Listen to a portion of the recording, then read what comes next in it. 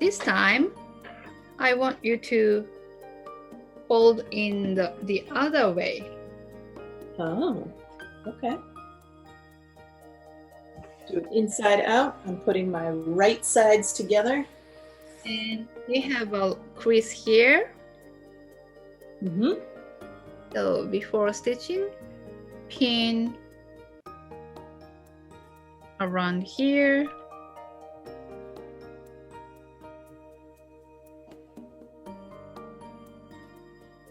I pinned 3 spots here. Okay. And all we have to do is sew this line.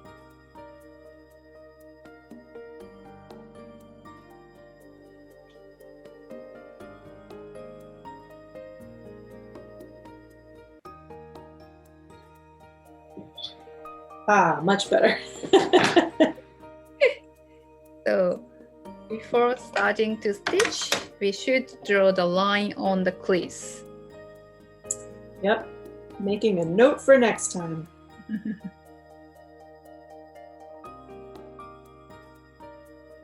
You don't have to use Sashiko thread, just use the normal thread. I'm using normal cotton sewing thread. And I recommend you to use the matching color with the fabric. I would normally use the matching color. I'm using white right now so that you can see what I'm doing. And are we just basting again? It's not a basting, it's a stitching this time. Okay. You don't have to make knot. What I'm going to do is start stitching around here, not from the end. Okay. So start stitching from here and go this way and going back this way. Oh, okay. So Front stitch and a back stitch. yes, so it's just a running stitch. And you do it on the crease line? Yes, that's right.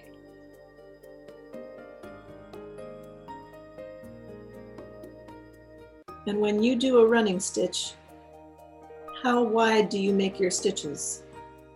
Approximately. I'm not sure. It's just a normal running stitch. Mine is 2 millimeters each.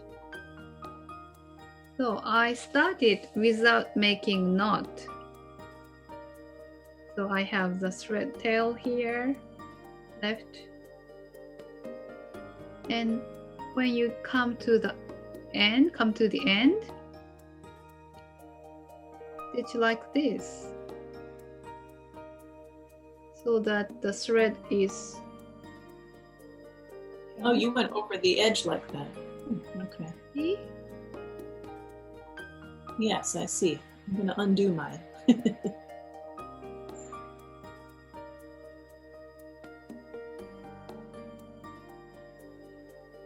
doesn't look quite like yours. So I'll do it twice.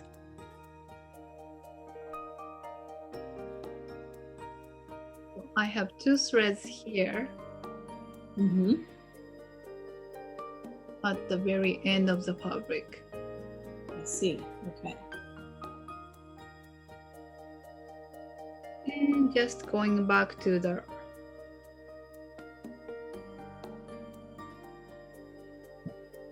line of the crease.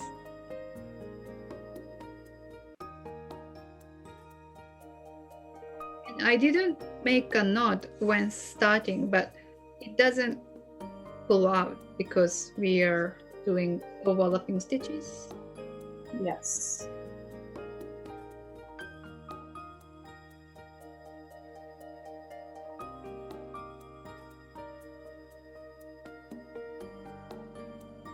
And for this part, you can use the sewing machine as well, but I prefer to hand stitch all the time. And why is that? Because, you know, when you hide the knots in between the 2 layers, it's better to have some gap or some space at the end of the fabric. I see. And when you stitch by the sewing machine, it's too tight and there's no gaps. I see. I suppose you could use a looser tension on your sewing machine. Yeah, maybe. I haven't tried that before. If you use Sashiko thread to stitch this line, it's too thick, I think. So I think you would be right. yeah, so when preparing, it's better to use the normal cotton thread, the matching color. Yes. We are using white only for instructional purposes. Yes.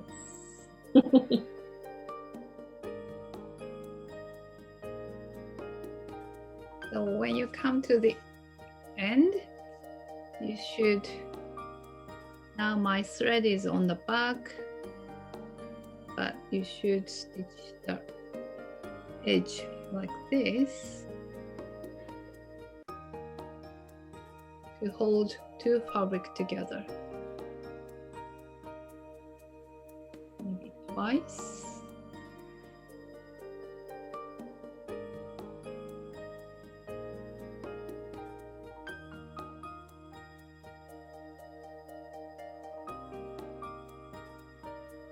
And just go back a little bit to do the overlapping stitches.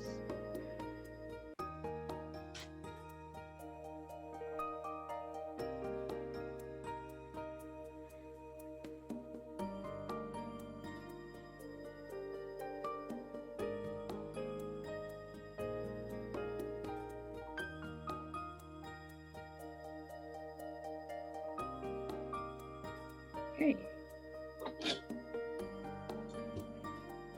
And you don't have to make knots. Make a knot. I do like avoiding knots. I like keeping things kind of smooth. I have short thread left here, but it's okay. I won't show because we are going to turn it over. Okay. And then I will clip mine. Great. Mine is not as neat as yours, but that's okay. Now I have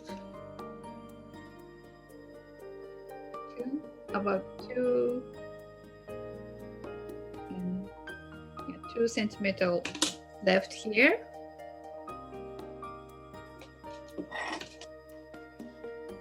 I have about 1/2 inch at the top and about 3/8 of an inch at the bottom, which in centimeters is about 1.5 centimeters at the top and 1 centimeter at the bottom. Better to cut off the edge. Okay. It can be 1 centimeter away from the stitched line or 15 millimeters.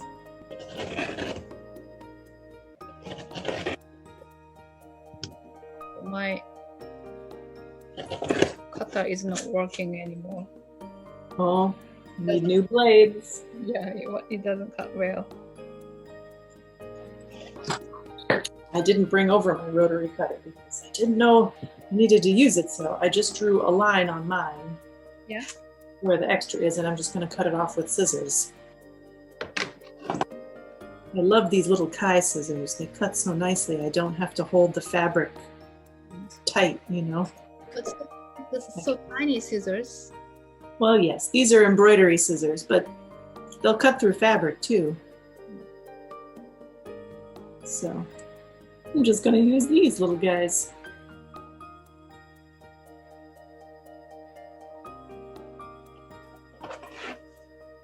All right, I left about 3/4 of an inch from my edge.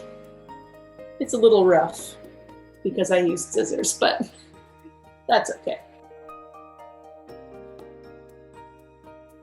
What I will do is, before I turn mine right side out, what I'm going to do is Open it with your finger. finger press it. I'm just gonna use my fingers to press the seam.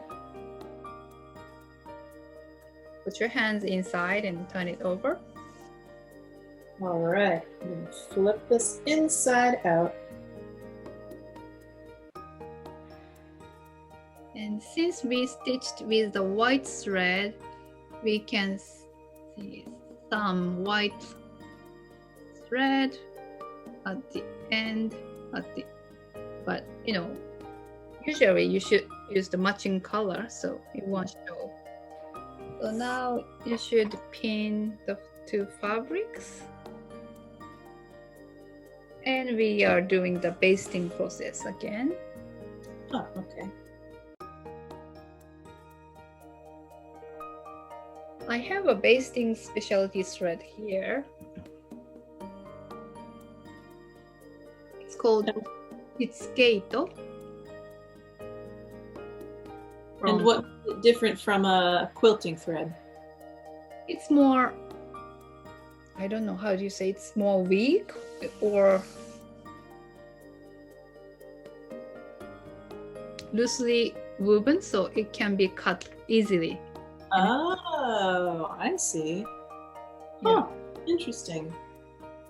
So this is called Very clever. SASHIKO, and it's only for basting. Very cool. I have not seen that here in the States. Really? Really? I'm not saying it doesn't exist. It may exist, but I have never seen it myself. There are various colors. And you know, my mom used to have them, so I think it's very common one in Japan.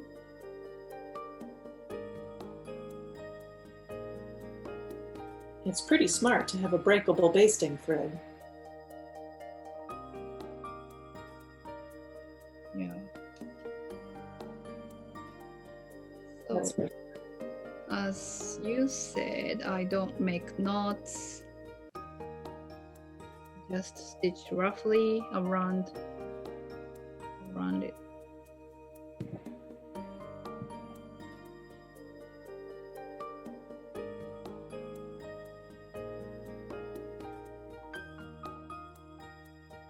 So this type of fabric,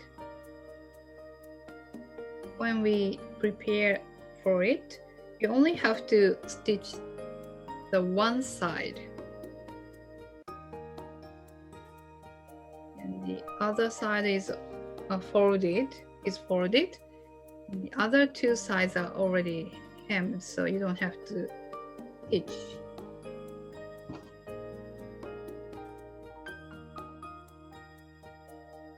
Now for the first method where we folded in the edges first, yeah, do you do the same sort of running stitch just along the edge, or do you just keep it basted and the sashiko stitches will hold it together?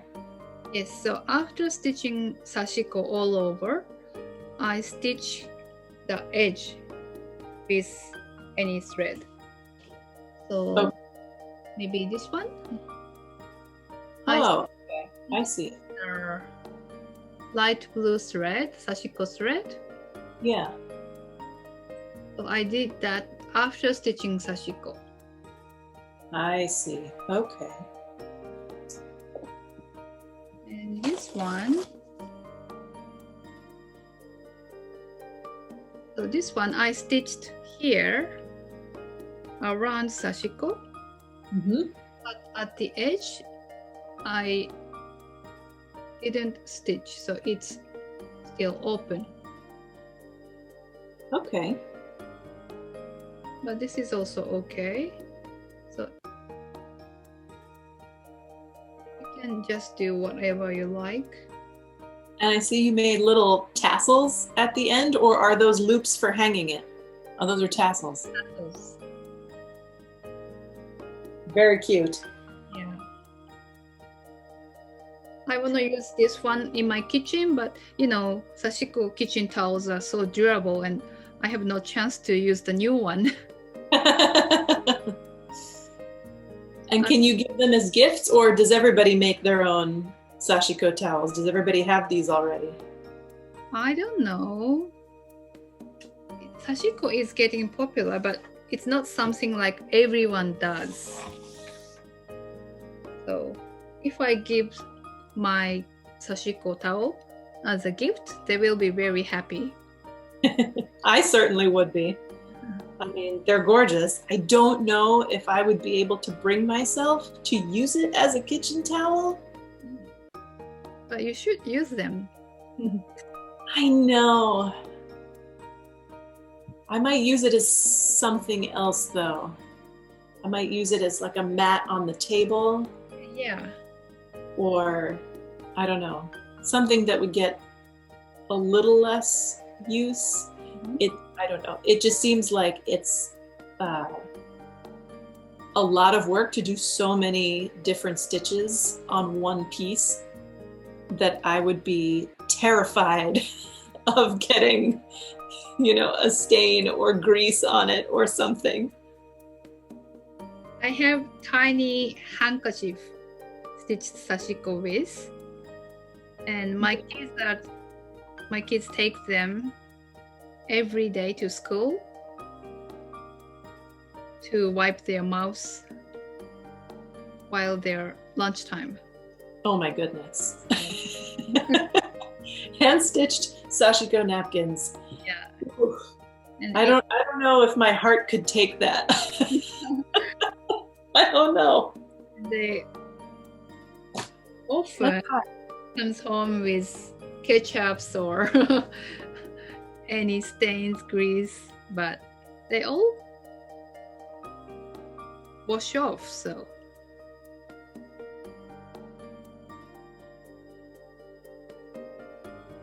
Oh, I'm supposed to be basting all the way around again? Yeah. Oh, I thought it was just the two open edges. If it's better to stitch all around, because while stitching Sashiko,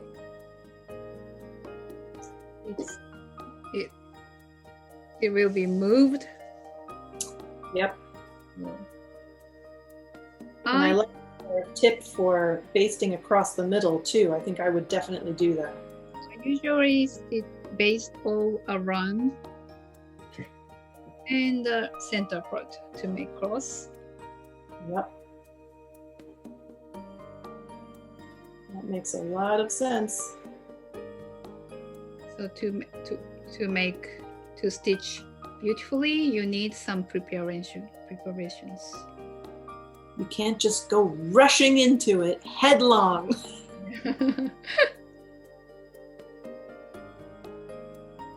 That's the American way. So you may think there are too many preparations before stitching, but actually it doesn't take so long once you know how.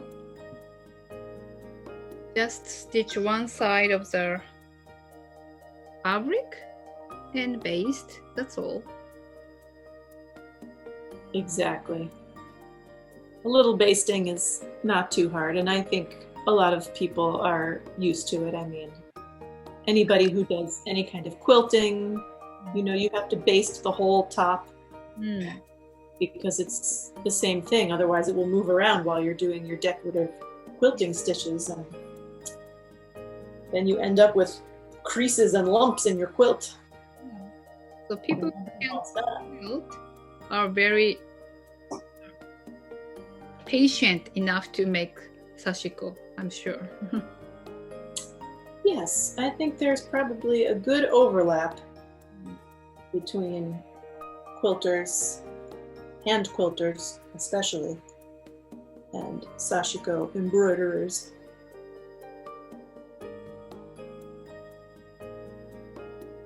Although I like the smaller scale of the sashiko pieces. So maybe you should make a tiny handkerchief for your daughter. Or myself. Of course.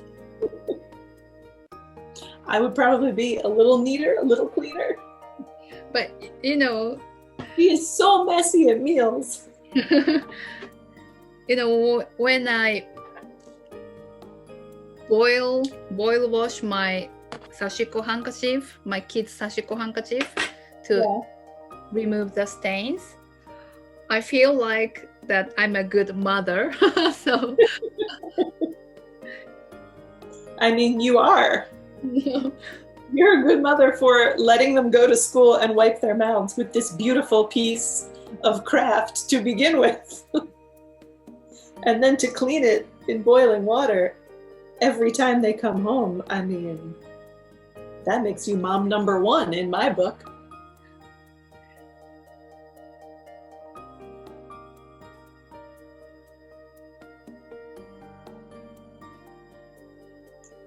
they like my handmade handkerchief. Of course, they're gorgeous. I have some Japanese cotton handkerchiefs. They are not hand stitched, they're just, you know, factory printed. But my daughter loves those and only wants to blow her nose into those handkerchiefs and never a tissue or anything else. She also only wants the pretty Japanese handkerchiefs. So You have to wash it all the time. I do have to wash them every week. You are the good mom. But I toss it in the washing machine. I never boil it. And I also only let her use it to wipe her nose. I don't let her wipe food on it. So, a little different. Okay, done. Okay. Can you see my basting in the center? Yes, I do. So it's all ready. And now you can stitch the sashiko part.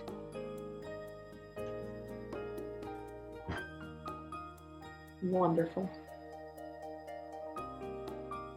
This was great. I'm so excited to have learned this. I am going to make my own little sashiko sampler. Great. Maybe a handkerchief. Probably not ready for a dishcloth just yet, but maybe that will be my next project. Maybe it's a good size as a handkerchief, but if you fold it, it's too thick, maybe. Yeah. Maybe.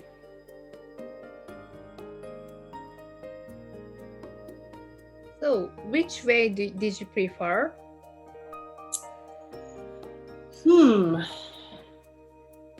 It's a very good question.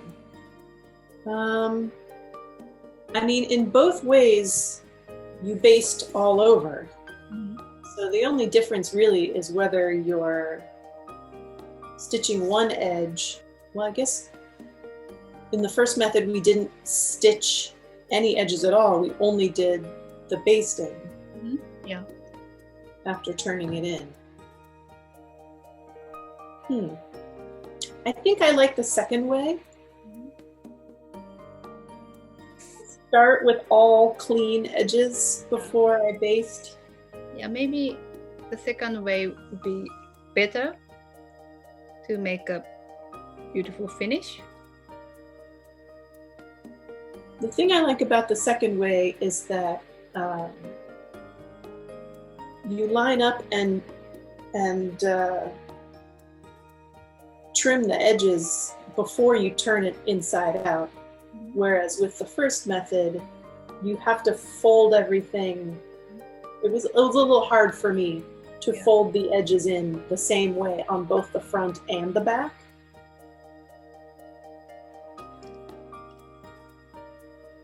So I think the second way was a little more foolproof Yeah. It was harder for me to make a mistake doing it the second way. Yeah. So maybe our recommendation is the second way. Well, I mean, I think it really depends on the person and what you're comfortable with and what you like doing.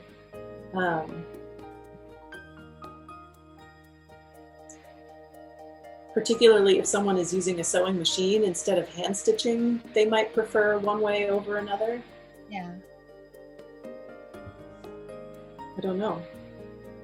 But yeah, I think I found the second way harder for me to make a mistake. So now it's doubled and basted and all prepared to be started. Hooray! And all of my edges are clean. So this is how we should prepare before stitching. Oh, okay. I hope it helps. It definitely did. Thank you so much. Okay. I really appreciate this, and I know that a lot of other people will appreciate it as well. Then that's all. Try by yourself and stitch yours. Stitch your beautiful fukin. Thank you, I will.